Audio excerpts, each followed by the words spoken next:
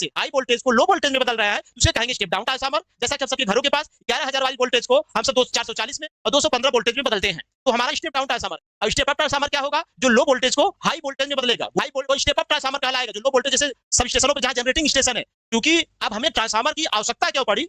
हमारे घर जो पावर आ रहा है, इलेक्ट्रिकल पावर आ रहा है, इसको बता दें कि हमारे पास जो पावर आ रहा है 1000 किलोमीटर 500 किलोमीटर दूर जनरेटिंग स्टेशन से आ रहा है। बिजली का जनरेशन जो किया जा रहा है, जो बिजली का जनरेशन है वह केवल 11 केवी से लेके 22 केवी तक इंडिया में किया जा रहा है। इंडिया में 11 केवी से लेके 22 केवी तक किया जा रहा है जनरेशन, जबकि विदेशों में 33 केवी तक पावर का जनरेशन किया जा रहा है। अब बताइए, अगर 11 केवी का जनरेशन है, अगर अनपरा ओबरा या कहीं से भी आपका पावर आपके घर पे आ रहा है 1000 किलोमीटर 500 बीच में पावर का लॉस हो जाएगा, लो वोल्टेज मिलेगा। इसलिए हमको वोल्टेज को स्टेप अप करना पड़ेगा, पावर कम ना होने पाए और वोल्टेज भी मेंटेन रहे, तो हम ट्रांसफार्मर लगा के वोल्टेज को 11 केवी को कन्वर्ट कर सकते हैं 765 केवी तक। 765 केवी तक चेंज किया जा सकता है।